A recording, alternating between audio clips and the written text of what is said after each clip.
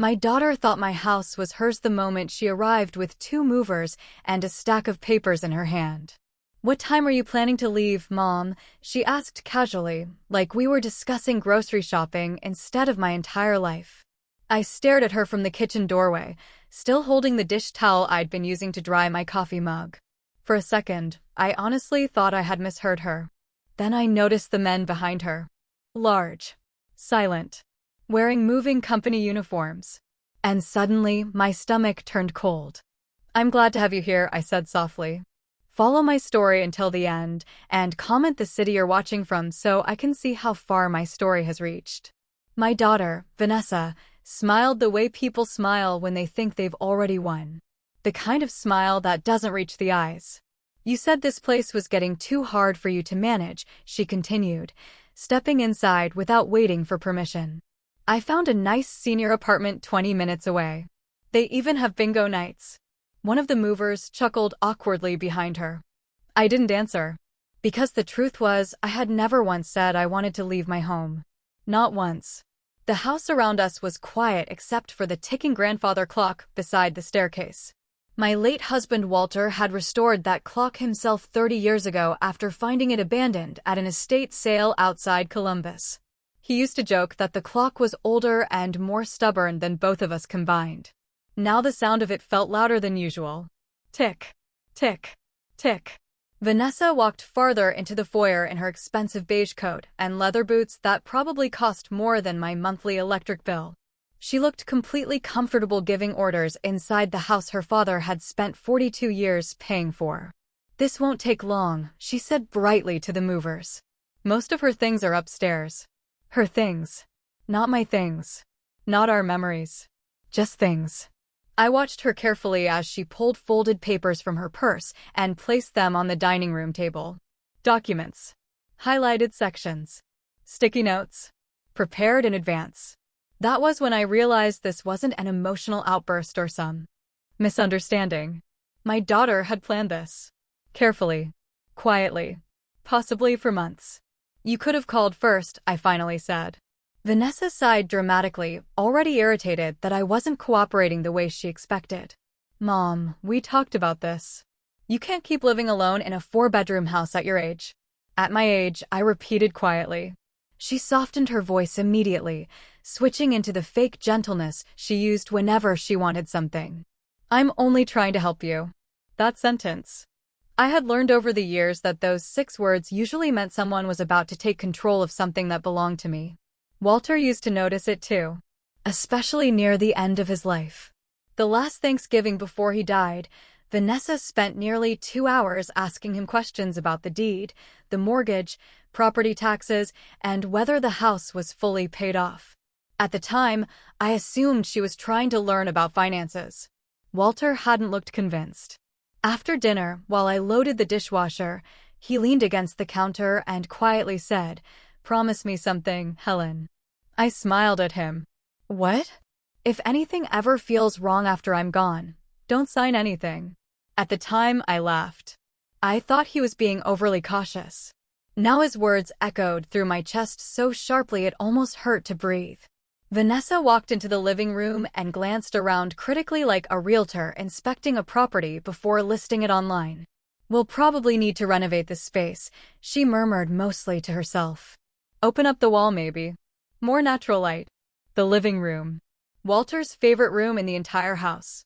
The room where he used to fall asleep in his recliner every Sunday afternoon with baseball games playing softly on television. The room where we celebrated every Christmas morning since 1987. The room where he held my hand during hospice care 3 months before he died. And now my daughter was discussing renovations before I'd even left. One of the movers cleared his throat gently. "Ma'am, should we start upstairs?" Vanessa nodded immediately. "Yes. Bedrooms first." "No," I said calmly. All 3 of them stopped. Vanessa blinked. "Excuse me? You're not taking anything upstairs." A flash of irritation crossed her face so quickly most people probably would have missed it. But mothers notice things. Especially mothers who have spent years pretending not to notice. "Mom," she said slowly, "we already talked about this." "No," I replied. "You talked." I listened. Her jaw tightened.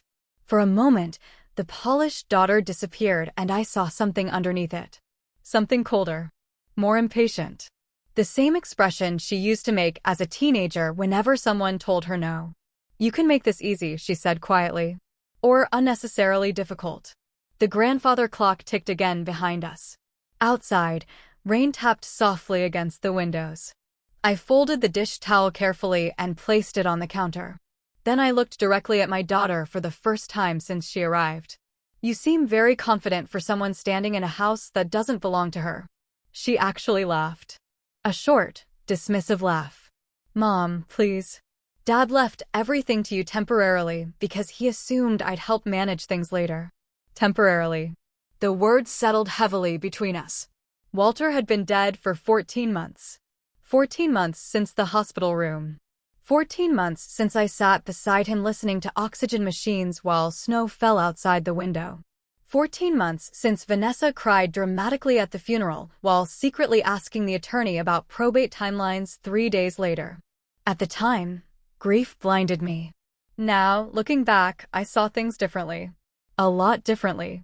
Vanessa picked up the papers from the dining room table and held them toward me. I already spoke with someone about transferring ownership more efficiently, she said. This is honestly better for everyone. I didn't take the documents. Instead, I noticed something strange near the signature lines. Sticky tabs. Highlighted paragraphs. And handwriting that wasn't mine. My heartbeat slowed. Not faster. Slower. Because suddenly, something inside me became very clear. This wasn't just pressure. This was strategy. Legal strategy. And that meant one thing. Someone had advised her. I think you should leave now, I said. Her expression hardened instantly. No, the politeness vanished completely that time. One of the movers looked uncomfortable enough to step backward toward the front door. Vanessa lowered her voice. You don't understand the situation yet. No, I said quietly. I think I finally do. For a few long seconds, neither of us spoke. Rain slid down the windows. The clock ticked steadily. Then Vanessa crossed her arms and delivered the sentence that finally made everything fall into place. You really should have checked the paperwork before Dad died. The paperwork. Not memories. Not family. Paperwork. And that was the moment I realized my daughter believed this house already belonged to her. What she didn't know was that someone else was already sitting quietly in my living room. After Vanessa said that, the room fell completely silent. Even the movers stopped shifting their feet. You really should have checked the paperwork before Dad died. The sentence stayed in the air between us like cigarette smoke that refused to disappear. I looked at my daughter standing in the middle of my living room with her expensive coat, her polished hair, and her perfectly organized folder of documents, and for the first time in my life, I realized I did not fully know the woman I had raised. Not anymore. Vanessa had always been ambitious. Even as a child, she hated losing at anything. Board games. School competitions. Spelling bees. If another child got praise she thought belonged to her, she would smile politely while quietly falling apart inside. Walter used to call it the Bennett stubbornness. I used to call it determination. Now I wasn't sure what to call it. The rain outside grew heavier, tapping steadily against the windows while thunder rolled somewhere far off across town. One of the movers glanced nervously between us. Ma'am, he asked carefully, should we come back later? Vanessa didn't even look at him. No, she snapped. We're finishing this today. Finishing this. Like removing me from my own home was another task on her afternoon schedule. I crossed my arms tightly against the cold suddenly spreading through my chest. You hired movers before even talking to me. Properly?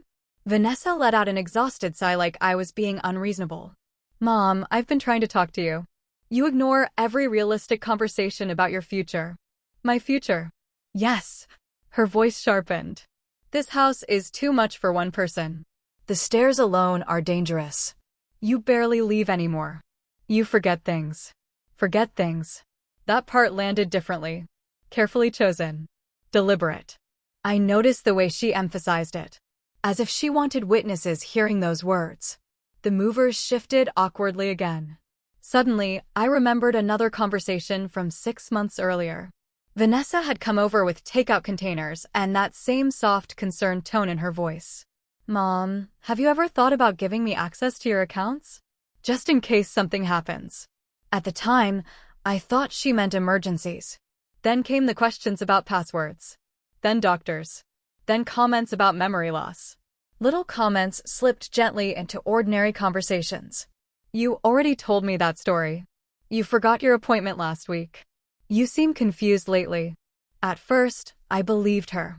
Grief does strange things to the mind after losing someone you've loved for 40 years. Some mornings I still reached for Walter beside me before remembering his side of the bed had been empty for over a year. Some nights I still paused outside his workshop expecting to hear the radio playing old country songs. That wasn't confusion. That was loss. But Vanessa had slowly started treating my grief like evidence. I walked slowly toward the dining room table and looked down at the stack of papers she brought. Property transfer forms. Power of attorney drafts. Assisted living brochures. One page had several handwritten notes in blue ink beside highlighted sections. Physician evaluation recommended. My stomach tightened. I looked up at her. You took me to Dr. Klein for this? Vanessa's expression flickered for half a second. Almost guilt. Almost. He was worried about you. No, I said quietly. You were. She straightened immediately. You're twisting things. But I wasn't.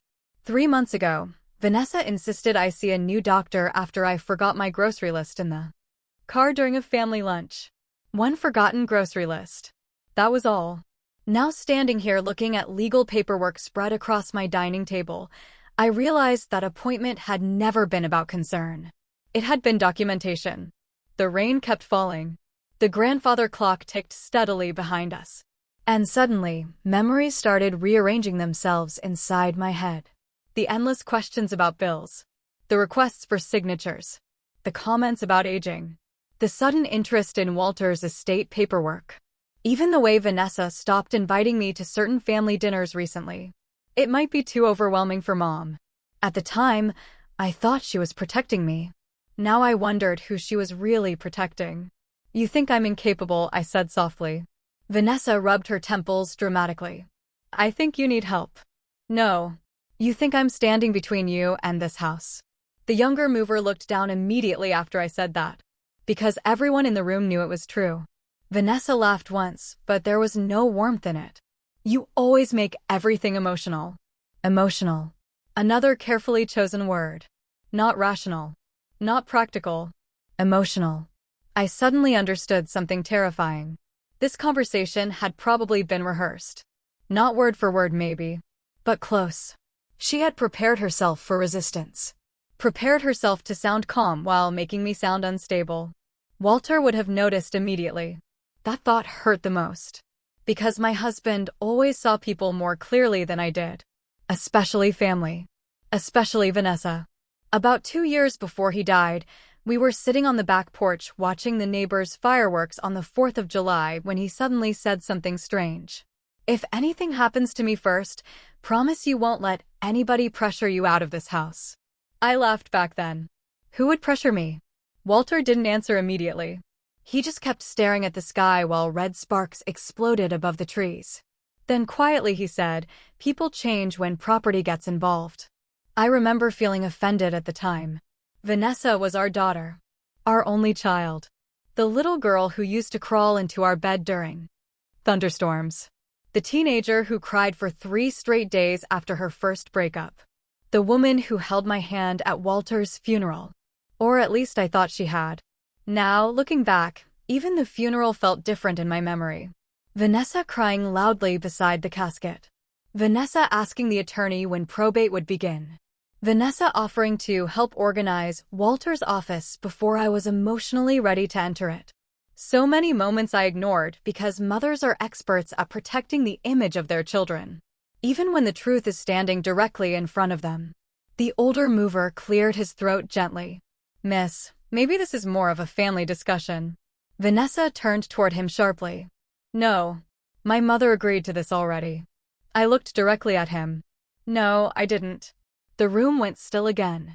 And for the first time since she arrived, I saw something dangerous flicker across Vanessa's face. Not frustration. Not embarrassment. Fear. Because suddenly, her version of the story wasn't holding together anymore. And somewhere deeper inside the house, someone was still waiting quietly in my living room. Vanessa noticed it too. That tiny shift in the room. The moment the movers stopped looking at her like a customer and started looking at her like someone they weren't entirely sure they should trust. People sense tension quickly when family money is involved. Especially strangers. Vanessa forced another smile, but this one looked thinner than before. Mom's upset, she told them casually. This has been emotional for her. Emotional. There was that word again. I looked at my daughter standing beside the dining room table, one hand resting on a stack of papers she clearly believed gave her power over me. And suddenly, I felt tired. Not weak. Not confused. Just tired in the way only mothers understand. The kind of exhaustion that comes from defending someone for years, only to realize they stopped defending you a long time ago. I walked slowly toward the kitchen sink and rinsed my coffee mug under warm water. My hands were steady now. That surprised me. Because 15 minutes earlier, when I first saw the movers behind Vanessa, I thought my entire world was collapsing. But now something else had settled inside me. Clarity. The house smelled faintly like rain and lemon cleaner. I'd cleaned the downstairs that morning out of habit more than necessity. Walter always liked the house tidy before storms rolled in. He used to say rainy afternoons made people reveal who they really were. I remember laughing whenever he said things like that. Walter noticed patterns in people I completely missed. Especially with Vanessa. About a year before his diagnosis, we were sitting in this same kitchen when Vanessa stopped by unexpectedly asking questions about refinancing and property values in the neighborhood. At the time, the housing market around Cincinnati was climbing fast. I assumed she was curious because she and her husband Bryce were trying to buy a larger home. Walter answered politely, but after she left, he stood at the window for a long time watching her drive away. Then he quietly said, "She asks about this house more than she asks about us." I told him he was overthinking. Now I wished I had listened more carefully. The younger mover shifted awkwardly near the staircase. "Miss, do you still want us waiting here?" Vanessa inhaled sharply before answering. "Yes," but her confidence sounded forced now. Like she could feel control slipping little by little. I dried my mug carefully and placed it back into the cabinet. Then I turned toward her. "Did Bryce know about this?" Her eyes narrowed immediately. "What does Bryce have to do with anything?" That answer told me enough. Because if her husband fully supported this plan, she would have said yes instantly. Instead, she avoided the question. Another memory surfaced. 3 weeks ago, Bryce called me unexpectedly one evening while Vanessa was apparently out shopping. He sounded nervous. Almost guilty. "Hey Helen," he said awkwardly. "Just checking in. You doing okay over there?" We talked for nearly 20 minutes about ordinary things. My garden. His work. The weather. Then, right before hanging up, he paused and said something strange. "Maybe don't sign anything too quickly these days, alright?" At the time, I thought he meant scam phone calls. Now I understood differently. Bryce knew something. Maybe not everything, but enough to worry. Vanessa crossed her arms tighter. "You're trying to make this ugly." "No," I said softly. "I think it already became ugly before you arrived." For a second, her face hardened completely. And there it was again. That coldness. The same expression Walter used to catch before I did. I remembered one Christmas nearly 10 years ago when Vanessa got into an argument with her cousin Rachel over their grandmother's jewelry after dinner. Their grandmother wasn't even gone yet. But Vanessa kept insisting certain pieces had already been promised to her. Later that night, Walter told me quietly, "Some people see sentimental things. Other people see assets." I defended her then too. "She's practical," I said. Walter only nodded slowly. The rain outside intensified, running down the windows in long silver streaks. Thunder rattled softly somewhere in the distance. The movers looked more uncomfortable by the minute. I almost felt sorry for them.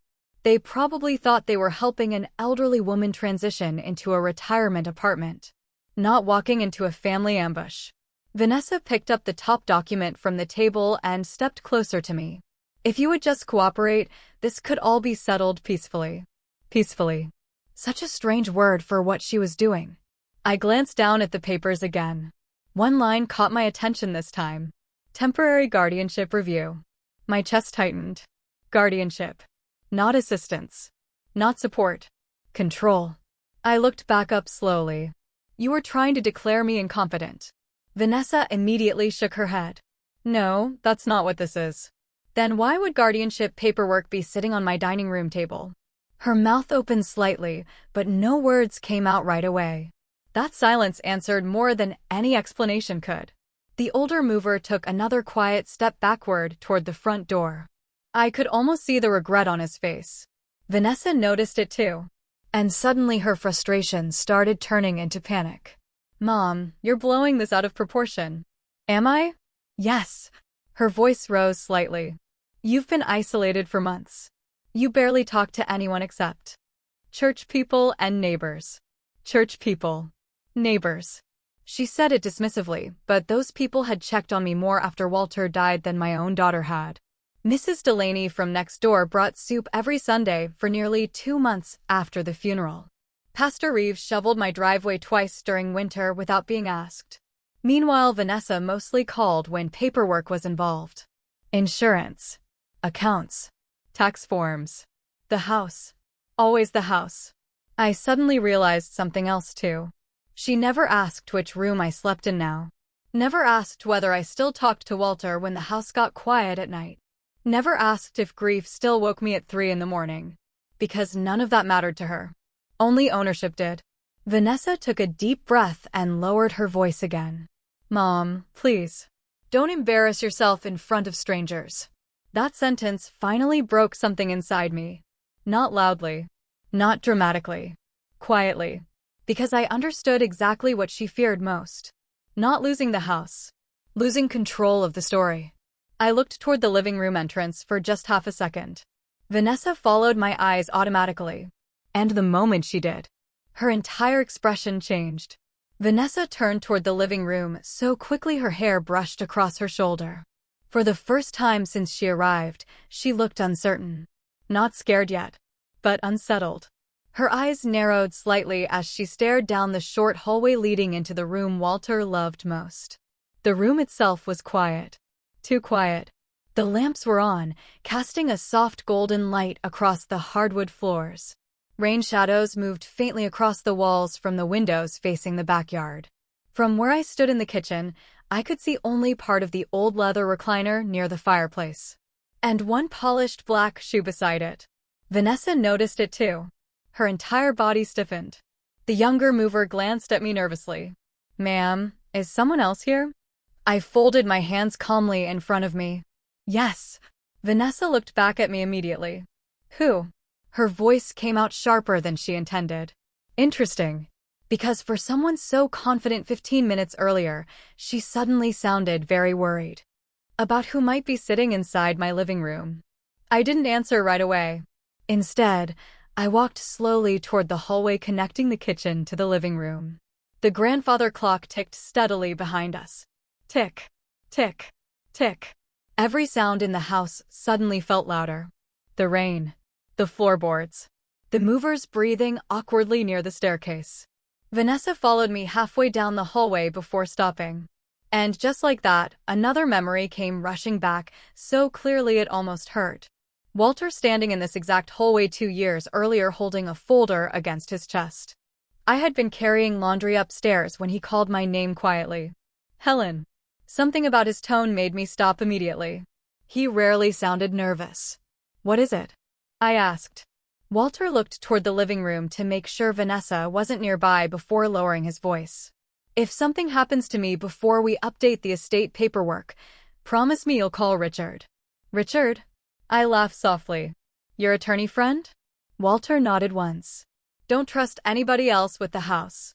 At the time, I remember smiling and teasing him. You sound like we're in some crime movie. But Walter never smiled back. That part stayed with me later. The seriousness in his eyes. Now, standing in that same hallway while my daughter brought movers into my home, I finally understood why. Vanessa crossed her arms tightly. Mom, Enough with the drama. Drama. Another carefully chosen word. Not concern. Not confusion. Drama. The older mover shifted uncomfortably again. I could tell he wanted to leave. Honestly, I didn't blame him. Vanessa took another step toward the living room entrance, then stopped again, because now she could hear something too. A man's voice. Low. Calm. Talking quietly on the phone. Her face lost color almost immediately. Just slightly at first. But I noticed. Mothers always notice. No, she whispered under her breath. I looked at her carefully. That reaction told me something important. She recognized the voice. Or at least feared who it might belong to. Suddenly, I remembered another strange moment from several months earlier. About 6 weeks after Walter's funeral, Vanessa came over carrying coffee and pastries one Saturday morning. At first, everything felt normal. Too normal. She cleaned my kitchen without being asked. Offered to organize Walter's office. Talked softly about making things easier. Then she casually mentioned probate. Just casually. Like it slipped into conversation by accident. You know probate can get complicated if paperwork isn't updated, she had said while wiping down my counters. At the time, grief still made my thoughts feel slow and heavy. I barely understood half the legal conversations happening around me. But Walter's office door had remained closed since his death, and something inside me suddenly didn't want her touching anything in there. So I told her no. Just no. And for a split second, before her smile returned, I saw irritation flash across her face. Real irritation. Like I had interrupted a plan. Back then, I ignored it. Now every memory felt different. Sharper. Like puzzle pieces finally locking together. Vanessa straightened her posture and tried recovering her composure. If this is some kind of stunt, it isn't, I said quietly. The man's voice in the living room stopped speaking. Silence followed. Then the soft sound of a chair shifting across hardwood floors. Vanessa's breathing visibly changed. Faster now. I could see it in her shoulders. That was when I finally understood something else. My daughter hadn't just expected me to cooperate today. She expected me to be alone. Completely alone. That realization hurt more than anything she'd said so far. Because it meant she truly believed nobody would stand beside me. Not family. Not friends. Nobody. The younger mover glanced toward the front door again, like he was calculating whether leaving early would cost him his job. Outside, thunder rolled louder this time. The house trembled faintly the way old houses sometimes do during storms. Walter used to love that sound. He said storms made the house feel alive.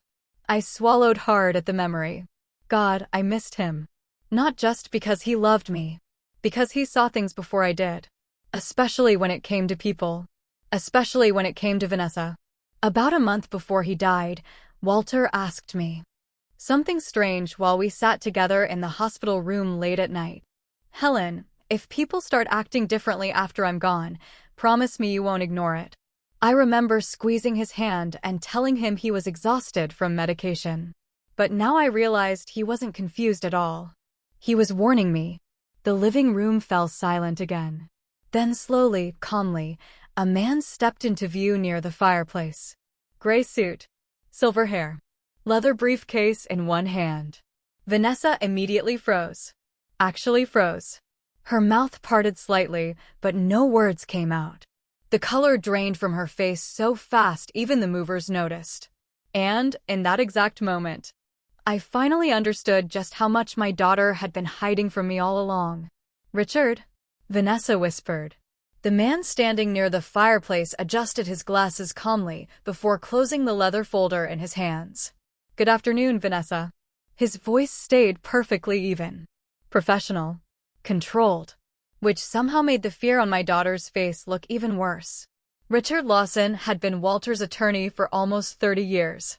He handled everything for us. Property taxes. Estate planning. Insurance disputes. The trust Walter created after his first heart surgery. More importantly, Richard was one of the few people Walter trusted completely. And judging by Vanessa's reaction, she clearly hadn't expected him to be sitting quietly inside my living room. The rain continued outside while nobody spoke for several long seconds. Even the movers looked frozen now. Vanessa recovered first. Or at least she tried to. "What are you doing here?" she asked sharply. Richard walked toward the dining room slowly, carrying his briefcase at his side. "Your mother invited me." Vanessa immediately looked at me. "You called him?" "I did." That wasn't entirely true. Richard had actually called me first 3 days earlier. And that phone call changed everything.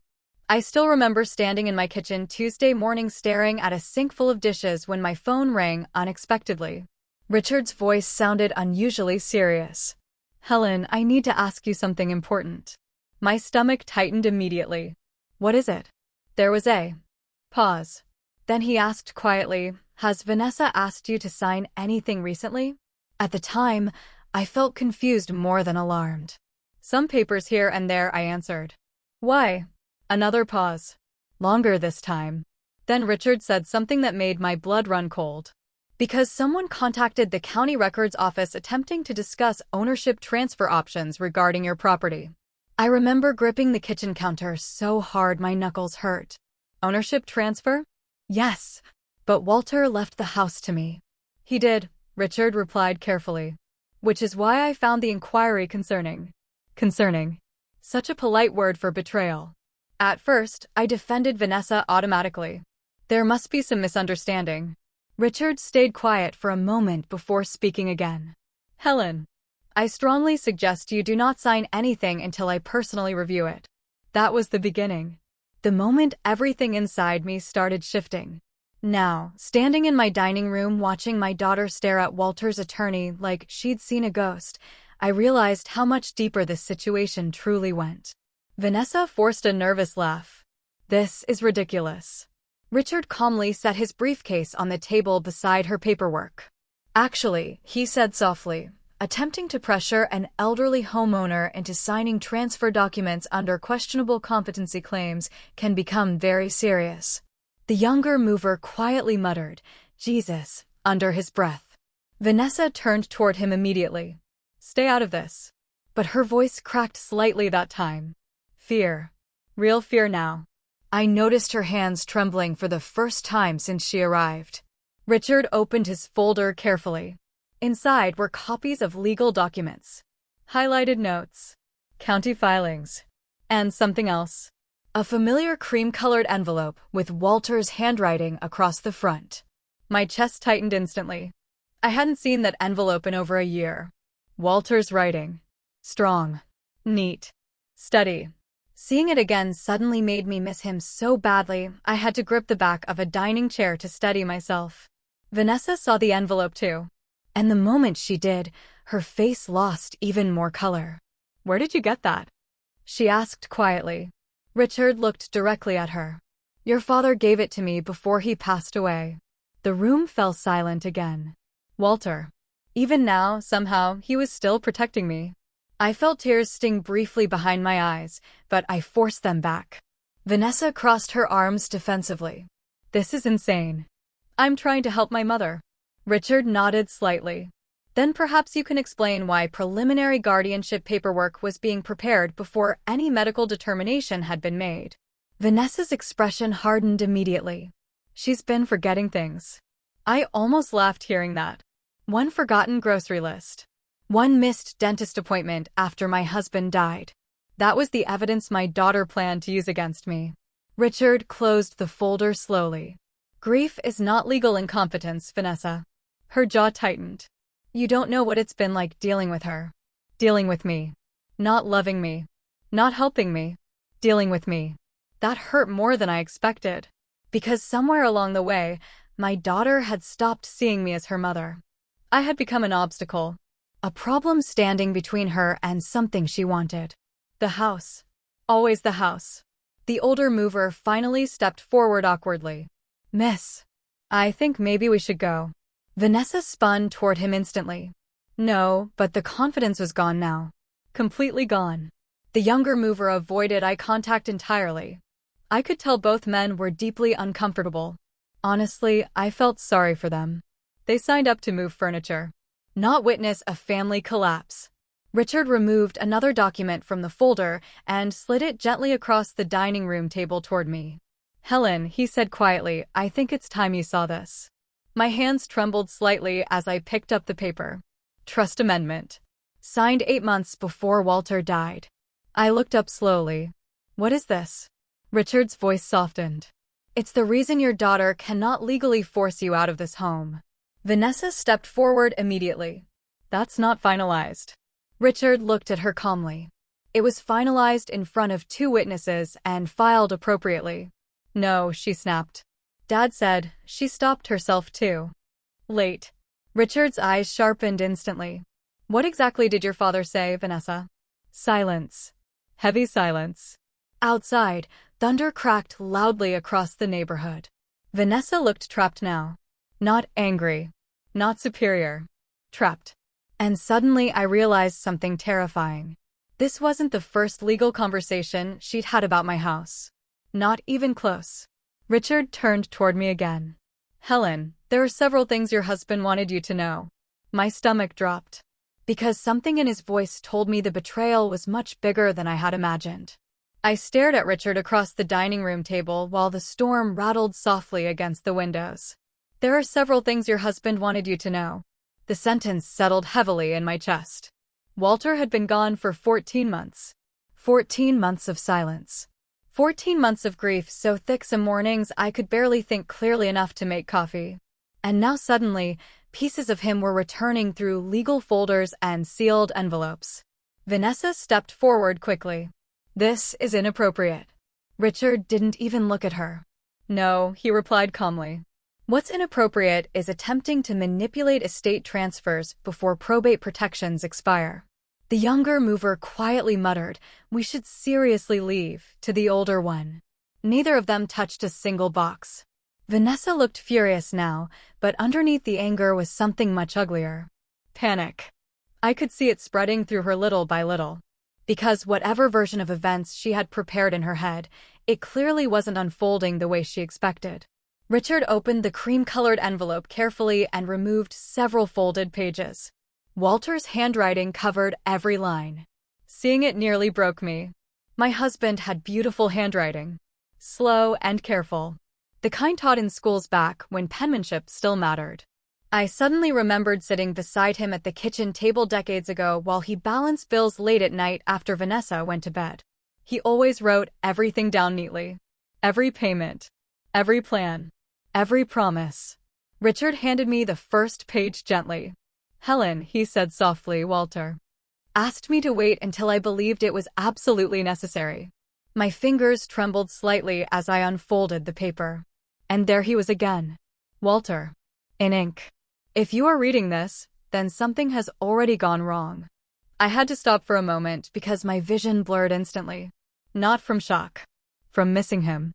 God, I missed him. The room stayed completely silent while I kept reading. I know you trust people easily. That's one of the things I've always loved most about you. But it also means you don't always see danger when it's close to you. My throat tightened painfully. Because that was true. It had always been true. Walter noticed manipulation long before I ever did. Especially in business. Especially in family. Especially with Vanessa. I slowly lowered the paper and looked at Richard. He knew. Richard nodded carefully. He suspected certain things. Vanessa immediately interrupted. This is unbelievable.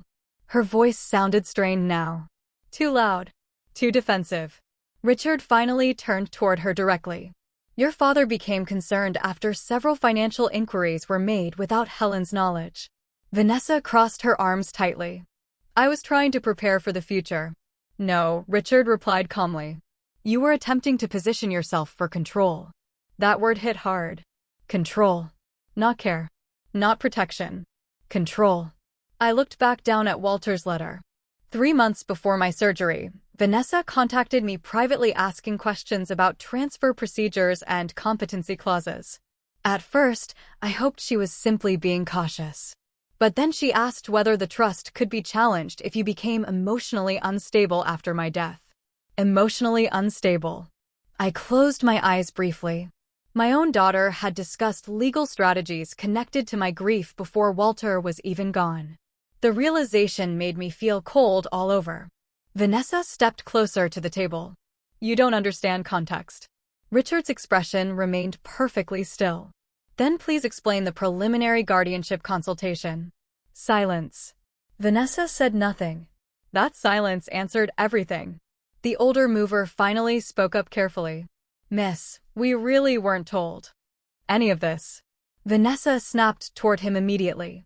Because it's none of your business. But it had become everyone's business the moment she brought strangers into my home to remove me from it. The rain outside intensified again.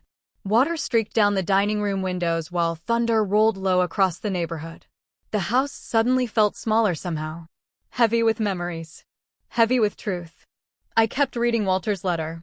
If Vanessa ever pressures you about the house, do not sign anything until Richard personally reviews it. I updated the trust specifically to protect you after certain conversations worried me. My hands started trembling harder now. Certain conversations. How many conversations had happened behind my back? How long had this been building? I remembered dozens of little moments differently now. Vanessa insisting on attending appointments. Vanessa asking about account passwords. Vanessa helping organize files in Walter's office. Vanessa offering to handle tax paperwork. At the time, it all looked like support. Now it looked like preparation. A slow, careful campaign. I suddenly felt sick. Not because of the house. Because betrayal from your own child feels different than betrayal from anyone else. It rewrites memories. Even good ones. Vanessa rubbed her forehead aggressively. Dad was sick. He wasn't thinking clearly near the end. Richard's face hardened instantly for the first time since arriving.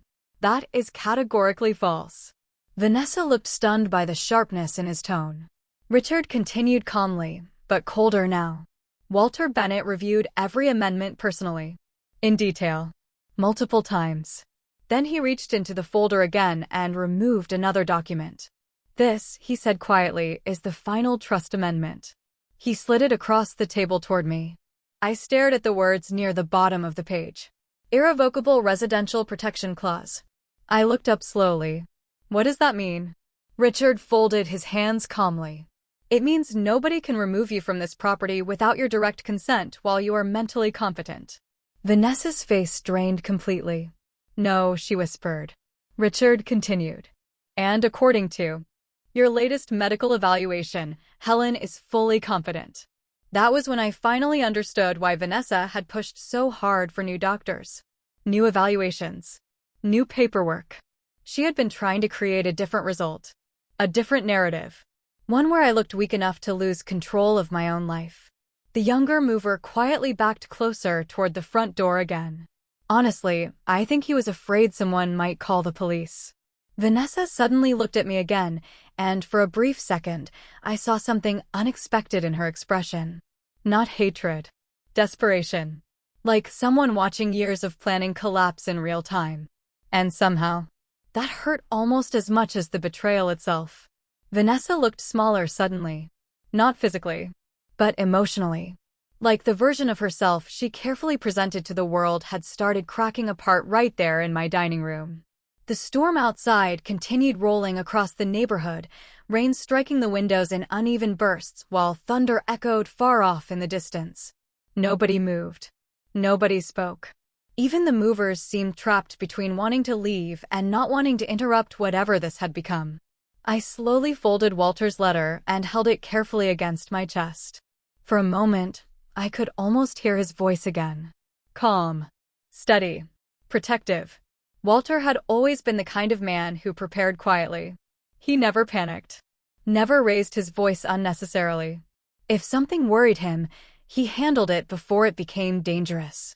And apparently, he had been trying to protect me long before I realized I needed protection. Vanessa finally broke the silence. She's twisting everything, she said, though her voice sounded weaker now. Dad knew I was trying to help. Richard looked at her calmly. Then why were inquiries made without Helen's knowledge? Vanessa opened her mouth. Closed it again. No answer. Because there wasn't a good one. I looked at my daughter standing beside the dining room table and suddenly remembered the first time she ever lied to me as a little girl. She couldn't have been older than 7. Walter's watch had disappeared from his dresser, and Vanessa insisted she hadn't touched it. She cried dramatically when I questioned her. An hour later, Walter found the watch buried inside her toy box upstairs. I remember asking her why she lied. And she answered something I never forgot. I thought if I acted sad enough, nobody would stay mad at me. At the time, it sounded childish. Now standing here decades later, I realize some people never outgrow certain habits. Vanessa rubbed her arms tightly. This whole thing is ridiculous. No, I said quietly. What's ridiculous is bringing movers into your mother's house before having a real conversation. We did have conversations. No, I replied. You had strategies. Her eyes flashed instantly. There it was again. That coldness underneath the polished surface. The same coldness Walter kept trying to warn me about. Richard carefully organized the documents back into neat stacks. Then he looked at me directly. Helen, there's something else you should know. My stomach tightened immediately. Because somehow every new sentence today felt heavier than the last. Richard removed another file from his briefcase. This one thinner. Gray folder. My name typed neatly across the tab. Helen Bennett, private. Vanessa noticed it too. What is that? She asked sharply. Richard ignored her completely. Instead, he handed the folder to me. Inside were copies of emails, printed bank inquiry records, notes from consultations. I frowned slightly while turning pages. Then suddenly my eyes stopped on one familiar name. Dr. Klein. The physician Vanessa insisted I visit 3 months earlier. I looked up slowly. Richard's voice remained calm. Your daughter requested information regarding cognitive evaluations before scheduling your appointment. The room tilted slightly around me. What? Vanessa stepped forward immediately. That's not illegal. Illegal. Interesting choice of word. Not wrong. Not unfair. Illegal. Richard folded his hands. No one said it was illegal. Vanessa's breathing visibly quickened. I looked back down at the paperwork. There were timestamps, phone logs, notes from reception staff. One line near the bottom made my chest ache. Daughter expressed concern about memory deterioration and independent decision-making. Independent decision-making. I suddenly understood the real goal. Not concern. Control. If enough people believed I was confused or unstable, then eventually my decisions wouldn't matter anymore, including decisions about my own home. I felt sick thinking about how carefully this had all been built. Not overnight. Over months. Maybe years. Little comments. Little suggestions. Little doubts planted one by one. I remembered Vanessa correcting me constantly lately even when I wasn't wrong. Mom, you already told me that.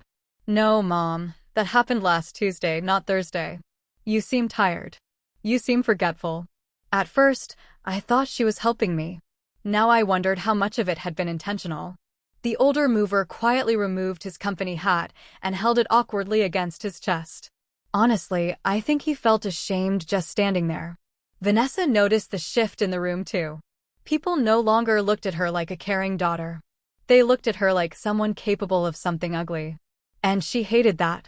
More than losing control. More than the paperwork. Vanessa hated looking like the villain. She crossed her arms tightly again.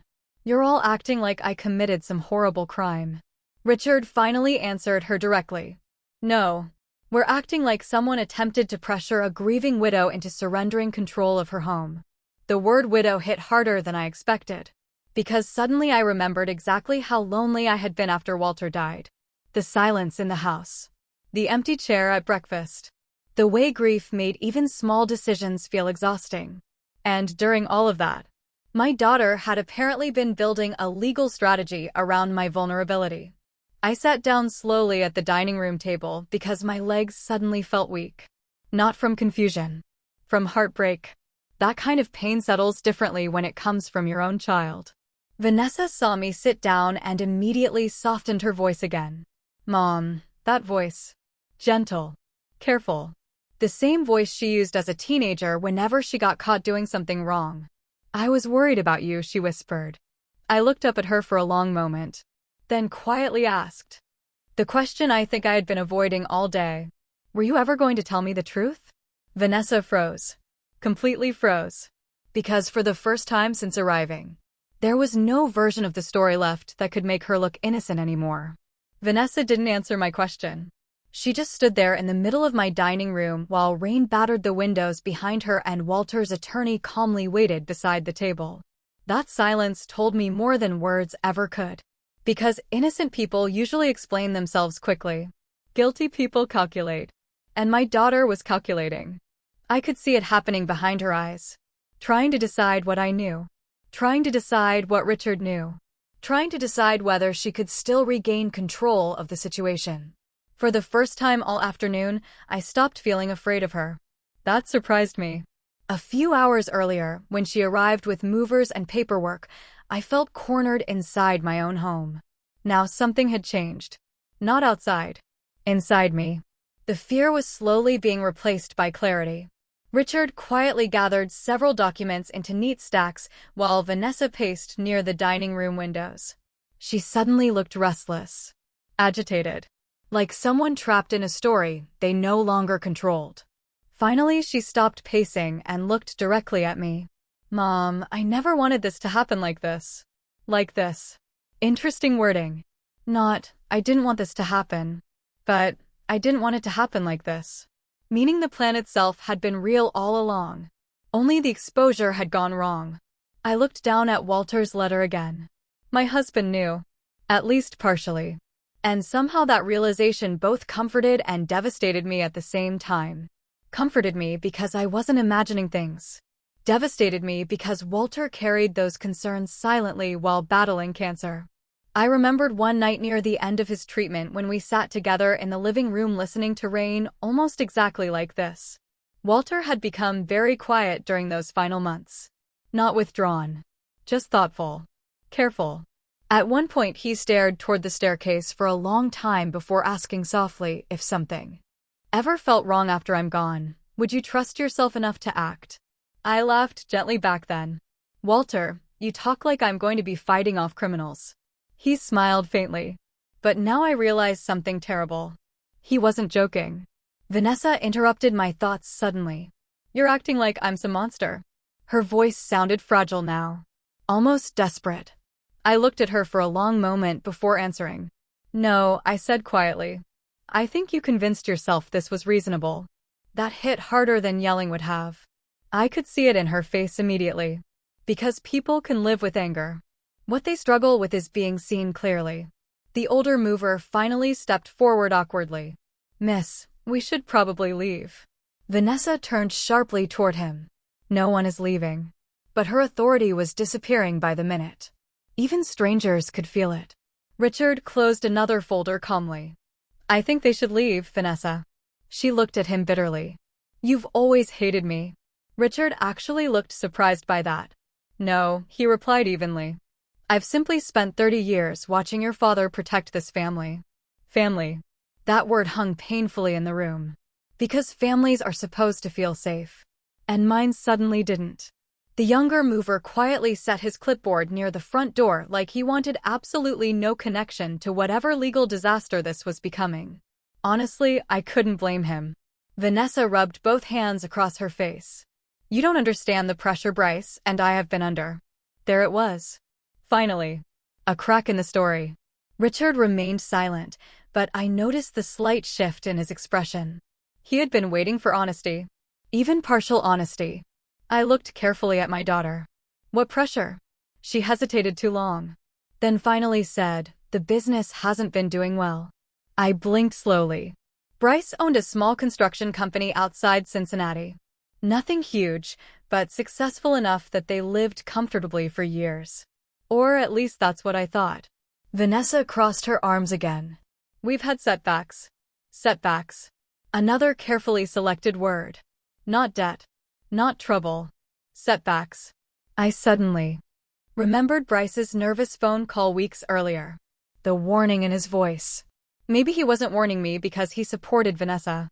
Maybe he was scared of what she was becoming. Richard leaned back slightly. How significant are these setbacks? Vanessa immediately stiffened. That's private. Which meant serious. The room fell quiet again except for the storm outside.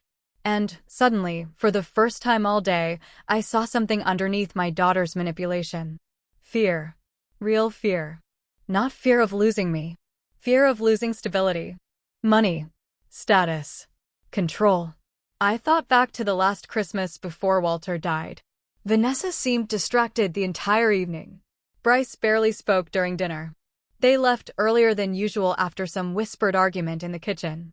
Later that night, Walter quietly said, "Something's wrong financially." I asked how he knew. He shrugged. People who are comfortable don't stare at houses the way Vanessa does. At the time, I thought he was being dramatic. Now every memory felt rewritten. Vanessa suddenly looked directly at me again. We were trying to figure things out. I asked quietly. That question clearly unsettled her. Because suddenly Bryce wasn't just an uninformed husband anymore. He became part of the conversation. Part of the planning. Part of whatever this had become. Vanessa looked away first. That alone told me enough. Richard slowly removed one final document from his briefcase. Unlike the others, this one had a yellow legal seal attached near the bottom. The moment Vanessa saw it, her entire body went rigid. "What is that?" she whispered. Richard's voice stayed calm. "It's a formal notice." My stomach tightened immediately. Vanessa looked pale again. "Notice for what?" Richard met her eyes directly. "For attempted coercive transfer activity involving protected estate assets." The room went completely silent. Even the storm outside suddenly seemed farther away. And in that moment, I realized this situation had already gone much farther than a family argument about a house. The words sat heavily in the room. Attempted coercive transfer activity involving protected estate assets. Even hearing something that formal, attached to my family, made my chest ache. Vanessa stared at Richard like she no longer recognized the situation around her. "This is insane," she whispered. But her voice lacked conviction now. Because somewhere deep down, she already knew the line had been crossed long before today. The older mover finally spoke again, more firmly this time. "Miss, we're leaving." Vanessa turned toward him immediately. "You can't just walk out." Actually, they could. And judging by the look on both men's faces, they absolutely intended to. The younger mover grabbed his clipboard from beside the front door. We were told an elderly homeowner had already agreed to relocate. I looked directly at him. I didn't. He nodded slowly like he already suspected that. Then both men quietly headed for the door without another word. Vanessa looked stunned watching them leave. The sound of the front door closing echoed through the house. Suddenly it was just the three of us. Me, my daughter, and the truth sitting openly across my dining room table. The storm outside softened slightly, though rain still fell steadily against the windows. For a long moment, nobody spoke. Vanessa looked exhausted now. Not physically. Emotionally. Like years of carefully controlling appearances had collapsed in a single afternoon. Richard calmly placed the legal notice back into his folder. "This doesn't need to become public if certain actions stop immediately," he said evenly. Vanessa laughed bitterly. "So now I'm being threatened?" "No," Richard replied. "You're being warned." That difference mattered. And judging by Vanessa's face, she understood it perfectly. I slowly sat back down at the dining room table and stared at the familiar scratches in the wood surface. Walter made this table himself during our first year in the house. Back when money was tight and we couldn't afford proper furniture. I remembered him sanding the edges in the garage late at night while Vanessa colored with crayons nearby on the floor. She used to sit in his lap while he worked. Used to laugh whenever sawdust got stuck in his hair. How does a child go from that to this? I still didn't fully understand. Vanessa suddenly looked at me again. "You think I wanted things to happen this way?" I answered honestly. "I don't think you planned for me to fight back." That hurt her. I could see it immediately. Because it was true. Everything about today had depended on me staying frightened and confused. Signing papers. Apologizing. Leaving quietly. Vanessa pulled out one of the dining room chairs and sat down heavily across from me. For the first time all afternoon, she looked less like my daughter and more like a stranger wearing her face. The room smelled faintly like rainwater and old paper. Richard remained silent, giving space neither of us seemed to know how to fill. Finally, Vanessa spoke again. You don't know how bad things have gotten. There it was. Not apology. Explanation. I folded my hands together calmly. Then tell me. She stared down at the table for several seconds before answering. Bryce's company is drowning. The words came out flat. Defeated. He borrowed against everything last year after 2 contracts fell through. Then interest rates climbed. Then suppliers started suing. I listened quietly. Part of me felt sympathy immediately. That's the dangerous thing about being a mother. Even after betrayal, some instinct inside you still wants to comfort your child. Vanessa rubbed at her eyes tiredly. We were trying to hold things together. By taking my house? No, she snapped instantly. Then softer, not taking it. I said nothing, because both of us knew that was exactly what this had been. Maybe not in her mind at first. Maybe she convinced herself she was managing things. Helping. Protecting assets. People can justify almost anything when panic and money mix together. Richard finally spoke quietly. Helen's home was never available to solve your financial problems. Vanessa looked down immediately after that, which told me more than any argument could. I suddenly remembered another strange conversation from nearly 8 months ago. Vanessa invited me to lunch at a little cafe near her neighborhood. Halfway through the meal, she casually asked, "Have you ever thought about downsizing?" At the time, I laughed softly. "This house is all I have left of your father." She nodded sympathetically. But then she asked how much houses in my neighborhood were selling for. Back then, I thought she was making conversation. Now I realized she was calculating numbers while I talked about memories. The realization hurt in a way I can barely explain. Because betrayal feels worse when you realize it happened slowly, quietly, over time. Not in one terrible moment, but in dozens of smaller ones you ignored because love made you trust too easily. Vanessa suddenly looked up again. I wasn't trying to hurt you. I believed she believed that, which somehow made everything sadder.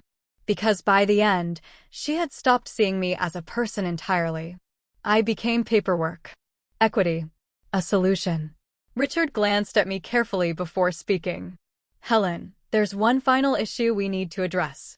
Something in his tone made my stomach tighten again. Vanessa noticed it too. What now? She asked sharply. Richard opened another folder slowly. Then he removed several printed bank records and laid them carefully across the table.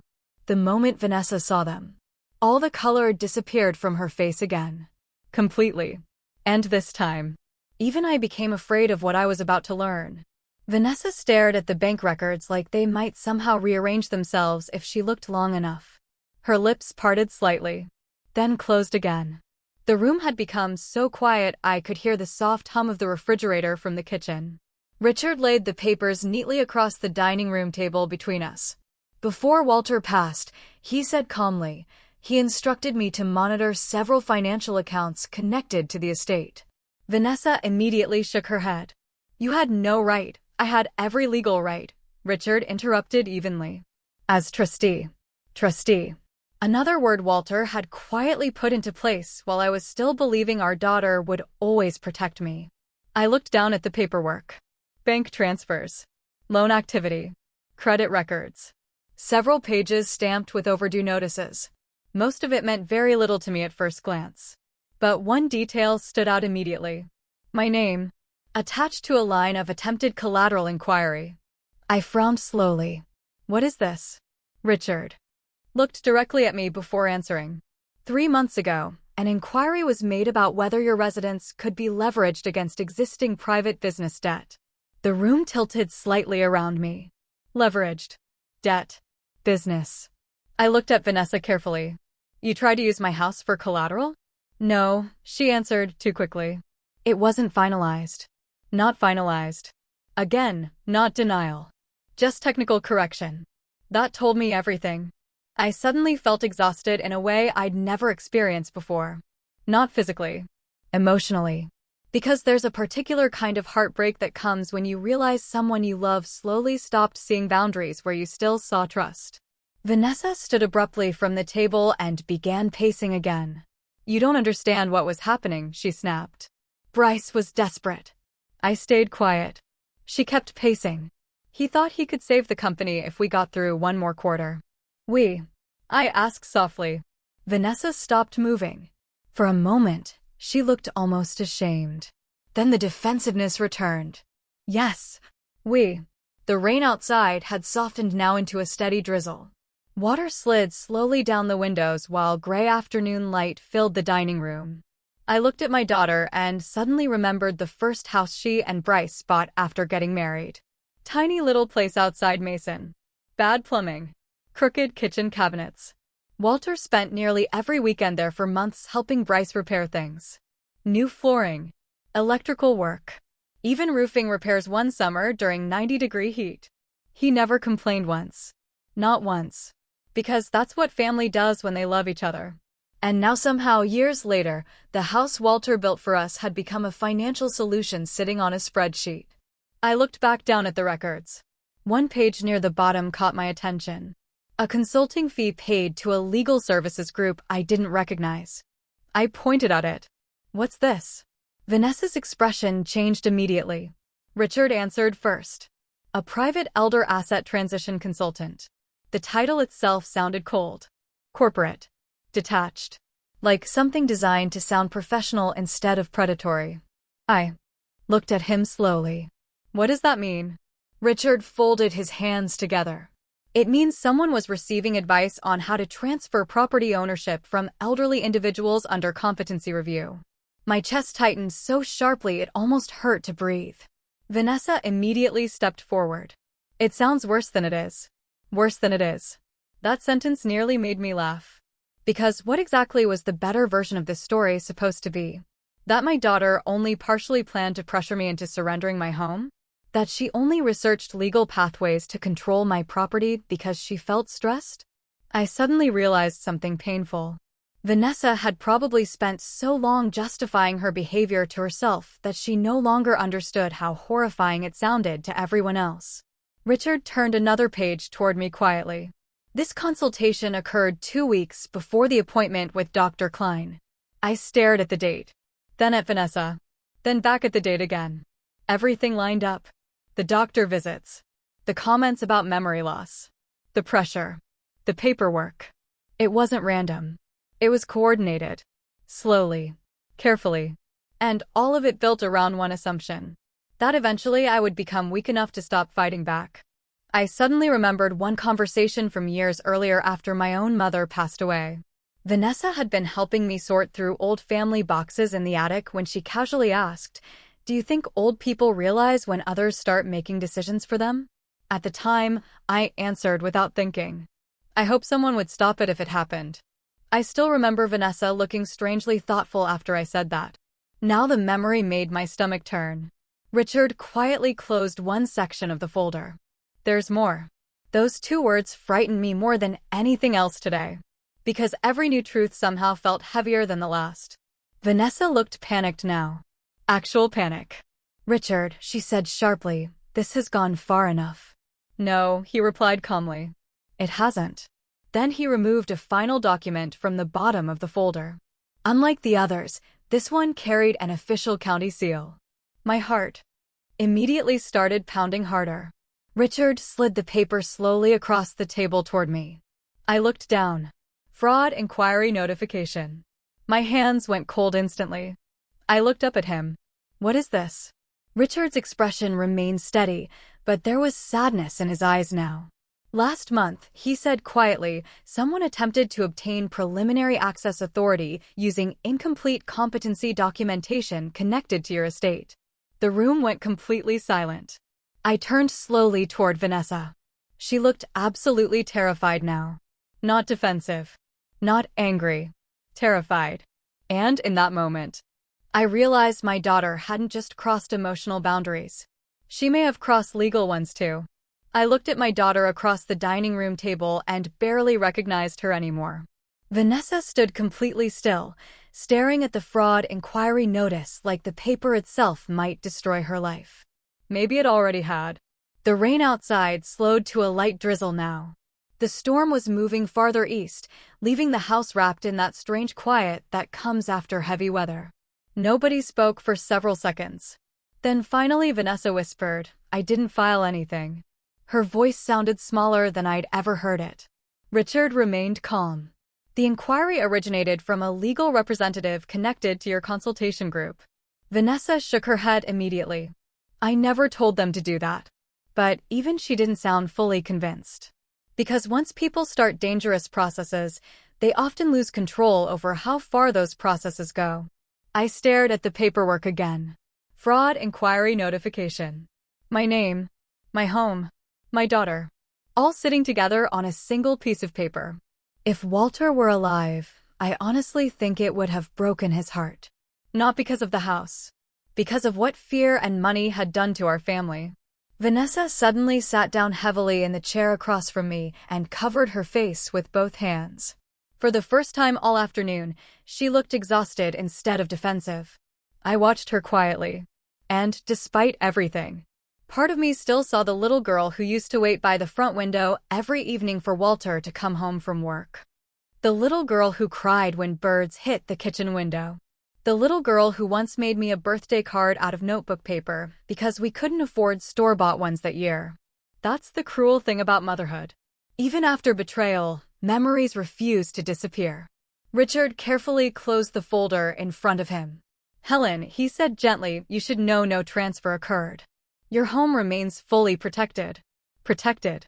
I nodded slowly, but strangely, the house itself no longer felt like the center of the pain. The real loss was trust. And once trust breaks inside a family, everything starts sounding different afterward. Every conversation, every memory, every kindness. Vanessa lowered her hands slowly. We were drowning, she whispered. I said nothing. She swallowed hard before continuing. Bryce kept saying we'd lose everything. The business, the house, college funds for the kids. Everything. Her eyes filled with tears finally. Real tears this time. Not strategic ones. Not polished ones. Fear. Shame. Exhaustion.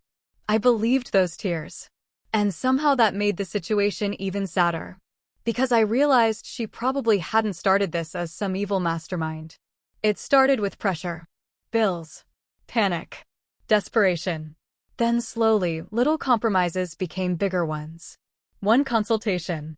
One form. One lie. One justification after another until eventually she crossed lines she never imagined crossing. Richard stood quietly near the dining room window, giving us space.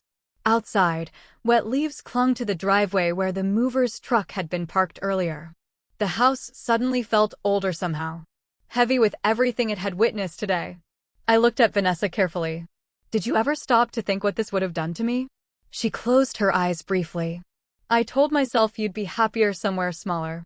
No, I said softly. You told yourself that so you could sleep at night. That landed hard. I saw it immediately. Because deep down, she knew it was true. People create comforting stories when reality becomes too ugly to face directly. Vanessa wiped at her face quickly. I didn't know how to fix things anymore. I thought about Bryce. The debt. The failing business. The pressure building month after month. Then I thought about Walter spending decades building security for our family with his own hands. And how quickly fear had turned that security into temptation. Richard finally spoke again. There are no criminal charges being pursued at this time.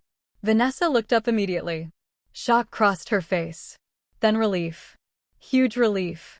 But Richard continued calmly, all contact regarding Helen's estate must go through legal representation moving forward. Vanessa nodded quickly. Almost too quickly. Like someone accepting conditions after narrowly avoiding disaster. I sat quietly for a moment before asking the question, still sitting heavily in my chest. Did Bryce know everything? Vanessa hesitated. That hesitation answered enough. Not everything, she admitted softly. But he knew we were trying to get control of the house eventually.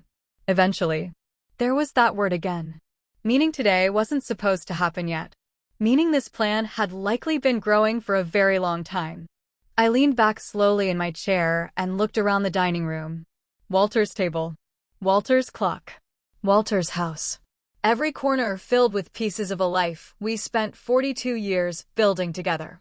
And somehow, through all of this, he still protected me. Even after death. That realization nearly shattered me emotionally. Vanessa stood slowly from the table. I should go. Nobody stopped her. She picked up her purse carefully but left the paperwork behind. Interesting. Almost symbolic. Then she looked at me again. For a second, she seemed ready to say something meaningful. Something honest. Maybe even an apology. But nothing came out. Because sometimes the damage becomes too large for language. She walked slowly toward the front door while Richard remained silent beside the windows. I listened to the soft sound of her boots crossing the hardwood floors. The same floors where she took her first steps as a child. At the doorway, she finally paused. Then quietly she said, "I really did think I was doing what I had to do." I looked at my daughter standing there beneath the porch light filtering through the rain-streaked glass. And for the first time all day, I realized she might spend the rest of her life trying to justify the moment she stopped seeing her own mother as family. After Vanessa left, the house became quiet in a way I hadn't felt in months. Not empty. Not lonely. Just quiet. The rain had finally stopped completely, and soft evening light stretched across the hardwood floors in long golden lines. Somewhere outside, water dripped steadily from the gutters onto the driveway below. Richard stayed a little longer after the front door closed. Not talking much. Just helping me gather the paperwork scattered across the dining room table. The same table Walter built 42 years earlier with his own hands. I ran my fingers slowly across the worn edge while Richard organized the folders neatly into stacks. "So," he said gently after a while, "what would you like to do moving forward?" Moving forward. Strange phrase. Because after a day like this, it almost felt impossible to imagine a future that looked normal again. I glanced toward the front window. Vanessa's car was gone. The driveway sat empty beneath the wet evening sky. "I don't know yet," I admitted quietly. And that was the truth. I didn't know what happened to a mother after trust broke like this. Nobody teaches women how to survive that part. Richard nodded slowly like he understood. Then he closed his briefcase and stood near the doorway for a moment before speaking again. "Walter loved you very much, Helen." That nearly broke me. Because somehow, through all the legal documents and betrayal and fear, that simple truth remained untouched. Walter loved me. Enough to protect me even after he was gone. Tears finally slipped down my face for the first time all day.